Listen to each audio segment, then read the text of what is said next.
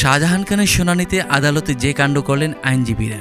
সাবেক নৌ পরিবহন মন্ত্রী শাহজাহান খানের 7 দিনের রিমান্ড মঞ্জুর করেছেন আদালত। গত শুক্রবার তাকে আদালতে হাজির করা হলে বিকালে ঢাকা মেট্রোপলিটন ম্যাজিস্ট্রেট মাহবুব আহমেদ এই আদেশ দেন। আওয়ামী লীগের সভাপতি সদস্য শাহজাহান খানকে শুক্রবার ভোরে ধানমন্ডি থেকে গ্রেফতার করে পুলিশ।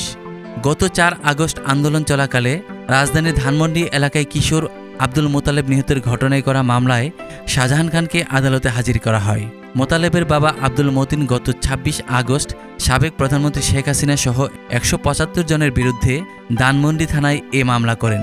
জানা যায় আদালতে কড়া নিরাপত্তা, সাংবাদিকদের প্রবেশে কড়াকড়ি আর আইনজীবীদের হইচইয়ের মধ্যে দিয়ে শুনানি শেষ হয় সাবেক এই মন্ত্রীর। মাদারীপুর থেকে 8 বার নির্বাচিত সাবেক এই এমপিকে গ্রেফতারের পর শুক্রবার ঢাকার মুখ্য মহানগর হাকিম আদালতে হাজির করা হয় নিরাপত্তার চাদরে। তাকে পুলিশের হেলমেট ও জ্যাকেট পরানো হয়। চারপাশে ঘিরে থাকেন পুলিশ সদস্যরা। শাহজাহান খানকে এজলাসে আনার সঙ্গে সঙ্গে দোতলার সিঁড়ির পাশে লোহার গেট বন্ধ করে দেওয়া হয়। বেশ কয়েকজন সাংবাদিক ভেতরে ঢুকতে চাইলেও পুলিশ তাদের সুযোগ দেয়নি। পরে পুলিশের এক কর্মকর্তা এসে শুধু প্রিন্ট মিডিয়ার সাংবাদিকদের ঢোকার সুযোগ দেন। তবে যাদের হাতে ক্যামেরা ছিল তাদের প্রবেশ করতে দেওয়া হয়নি। রিমান্ড শুনানিতে এজলাস কক্ষে ছিলেন ডিএমপির প্রসিকিউশনের নতুন ডিসি নজরুল ইসলাম। এজলাসে সাংবাদিকদের প্রবেশে তিনি কড়াকড়ি করেন। এ সময় সাংবাদিকরা তার সাথে বিতণ্ডায় জড়ান। পরে এজলাসের ছবি না তোলার প্রতিশ্রুতিতে ভেতরে প্রবেশ করেন সাংবাদিকরা। এদিকে এজলাসে কড়াকড়ির ফলে অন্য দিনের চেয়ে শান্তিপূর্ণ ও হইচই কম হলেও আসামিদের আইনজীবী নিজেকে ডক্টর কামাল হোসেনের জুনিয়র পরিচয় দিলে হট্টগোল শুরু হয়। তবে আগে এক দফা হইচই হয়।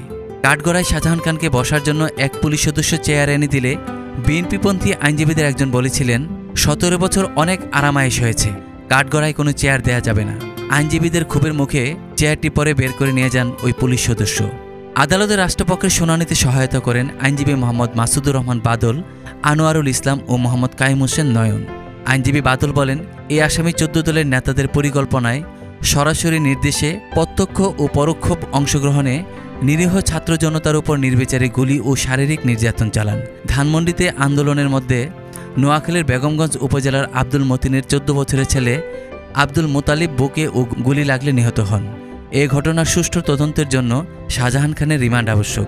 পরে আসামি পক্ষের রিমান্ড বাতিল চেয়ে শুনানি করতে আসেন সুপ্রিম কোর্টের আইনজীবী সৈয়দ কামরুজ্জামান মাহবুব।